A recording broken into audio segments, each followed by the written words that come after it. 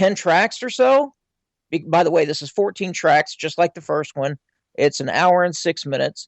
So the other 10 tracks might as well be the same track played 10 times. And that really bothered me. So even though I'm a self-admitted Zakk Wylde fanboy, I gave this a 6 out of 10. Well, here's the thing. And I agree, but that shouldn't surprise you. I just, let me touch on what you mentioned, and you are right. When you listen to Book of Shadows 1 and Book of Shadows 2, there definitely is more variation in the first album and a lot more stuff to it. What you hear on Book of Shadows 2 is just a lot of slow acoustic stuff. Bottom line, that's it. And when we're, I guess my thought is, and maybe this is fair or unfair, we review Polyphia's album, which you're like, dude, this isn't metal, this is jazz. Well, you can't call Book of Shadows 2 metal either, because it's not even close. I mean, with the exception of electric guitar, I guess if that's what we're going to use as a prerequisite for metal, then I guess we're getting into some pretty weird territory here. But as far as I'm concerned, this isn't metal at all. And that's okay. It doesn't necessarily have to be, even though we're here on According to Metal. But with the exception of Lost Prayer, which I thought was a good track 4, and some really good solo stuff. Unlike you, Biv, I actually really liked the acoustic background with some electric leads over it. I thought that actually sounds really cool. And maybe just because it livens up what you would consider a pretty boring-ass album. My overall score is 3 out of 10, which I know probably shouldn't surprise you, and I'm trying to be as objective as possible, but I'm just not feeling it, man. I tried. I really tried. Just can't. No. You gave it your best shot, and I appreciate you doing that. So, we'll continue to do that if one of us, totally isn't into a band, and we'll both review it and give it our best shot. That's all we can do. No, I mean, and you gave Circus Maximus the old college try with Havoc and was like, what the hell is this? And rightfully so. Sure. And I think 3 out of 10 on Book of Shadows 2 is in the same category. There you go. Hi, this is Kim Olsen of Anubiscape, and you're listening to According to Metal. Joining us on According to Metal this week, I gotta hand it to Biv. Biv is the guy who gets all of our guests lined up. He gets some of the best guests we've had on the show week after week after week, and we're really excited this week, of course, to be joined by a friend of the program and a guy who's way more than just a metal singer. This guy's talented beyond comparison, and so many genres he sings in. It's just amazing. I can't wait to talk to him. Darren Crisp from the band SunCrown, who many of you have heard, but he's doing a lot of other stuff as well. Darren, welcome to According to Metal, sir. How are you this evening? Well, I'm doing good, Jason. Thank you. And I hope people want to hear it. Absolutely. Now, Darren, of course, you're best known for your work with SunCrown, and had a couple of CDs out, which I enjoy thoroughly. I really do. I think the work is phenomenal. Kind of tell us where you're at with SunCrown. Is SunCrown still producing new stuff? At the moment, there's a bit of a hiatus, and that's only based on the circumstances. It's kind of a complex situation with the group, being as though there's 6 different countries involved. And the primary member, in fact, Oleg Bibley, him and I started the group. I guess we got together in 2010, and he lives in Ukraine. And I'm sure you're well aware of Ukraine having been a bit unstable over the past few years. Sure. Long story short, I mean, it's a tough go out there, and Oleg is kind of battling, just kind of take care of his family and stuff. So for the moment, we're on hiatus, and of course, I aspire to keep making music, and we're just gonna have to see how things pan out with people's lives. So fragile, as you might expect, just, I'm sure even for you and taking care of your family and everything else. But being able to have a collaboration that epic with all these people, creatively, it takes the stars aligning to some extent, you know. Yeah, So sure, I hope to see it happen. You know, I really, really hope to see us do another record, hopefully sooner than later. Well, Darren, let me ask you that, because one of the things that fascinates me about just music now in general is with technology, you're able to record your lyrics and then send your lyrics across the world to somebody who's laying guitar tracks down. It's just amazing to me. And you've heard a lot of bands, supergroups kind of doing that. You know, like Alan Land is a band that I think of right away, where you have Jorn Land over, you know, in Europe. You have Russell Allen over here, and they do their vocals over incredible music, and it's just great stuff. You guys are one of the most unique bands I've ever heard of, because every band member is from other parts of the globe. Can you walk us through the process of even just collaborating as a band, recording it? I mean, I that's one of the main things I really wanted to talk to you about this evening. Is I'm just fascinated by that process. Can you take us a little bit through that? Yeah, you bet. And well, at the heart of it is the people that are involved, because it takes a good bit of discipline, you know, for people to be patient. First off, you know, I mean, communication, you know, just starting with communication. Many of the members, I mean, me included, you know, I exclusively speak English. I wish I spoke different languages, but I don't. So our communication oftentimes is very rudimentary. You'd be surprised, because you'd think, I mean, really, we're literally just communicating through the music for the most part.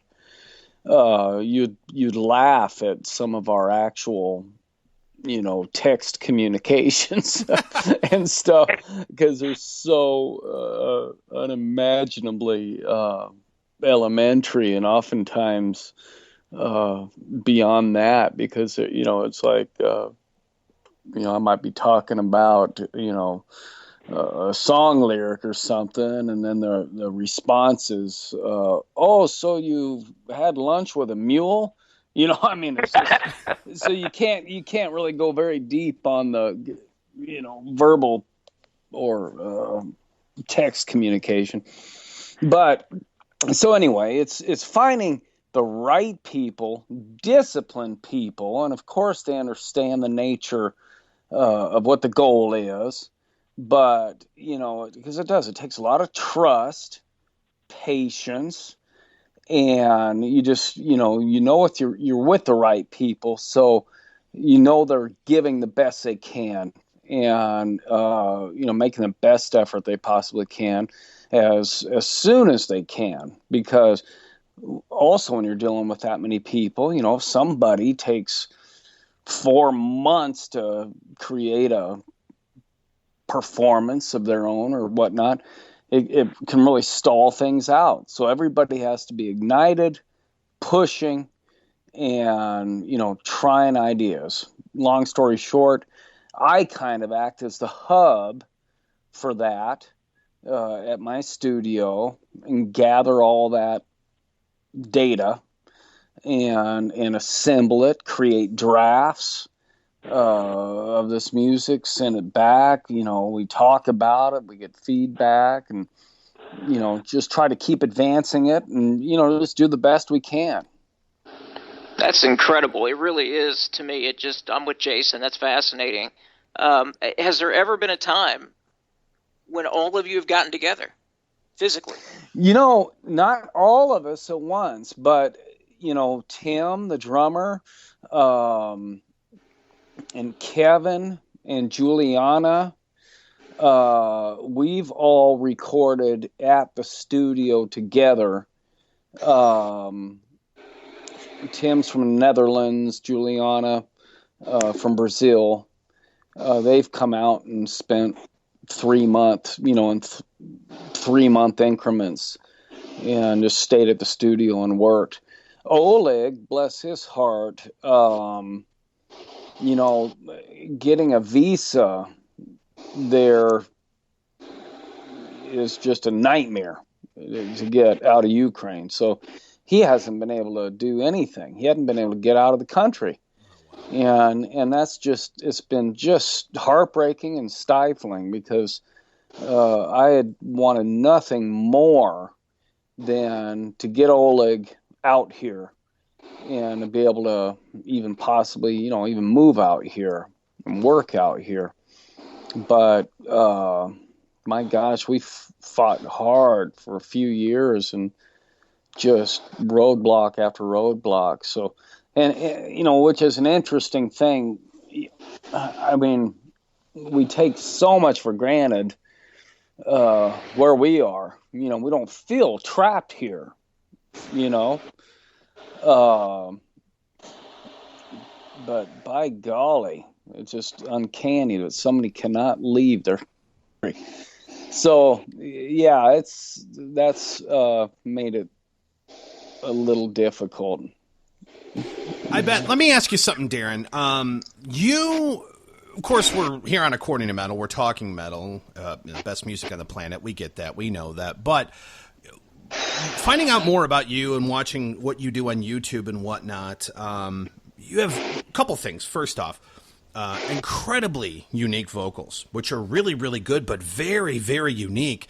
But you also sing other types of music that I saw as well. Besides metal, is there certain other kind of genres that you're really, really into that may surprise some people that are listening? I just love music. I love, being able to, having the chance to just express. I think of music like movies, for example, hey, sometimes you might want to watch a comedy. Sometimes you want to watch a scary show or a drama. Those are all different genres, right? But sometimes you'd want to laugh, whatever. So that being said, I just enjoy music the same way. I enjoyed watching Dick Van Dyke and stuff growing up, Right. And I like comedy too. So I do some goofy stuff, I enjoy jazz music. I do yeah. I kind of like being a goofball too. So, Well, Darren, one of the things that you and I had talked about briefly earlier was you're doing a project called Age of Liberty, and, right? And I really want to find out more about that. So, kind of tell us how that started and what it's all about. Well, that was a project born out of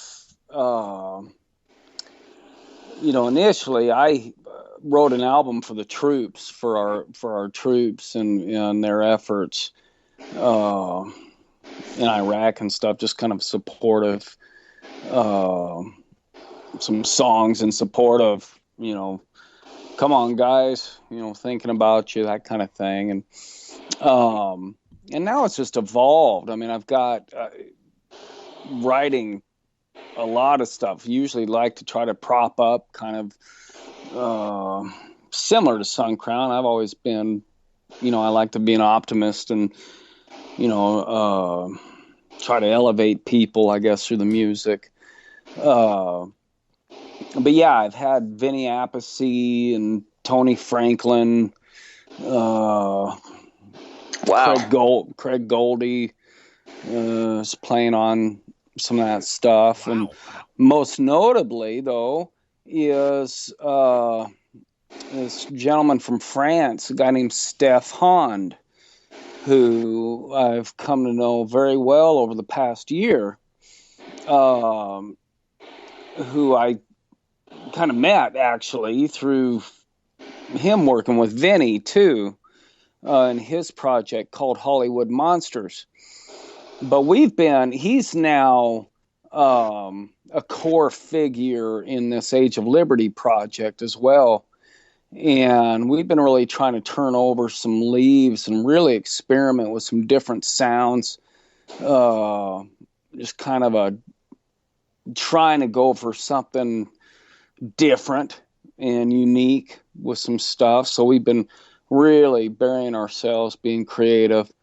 and writing new music. We've been doing kind of a little series of remakes of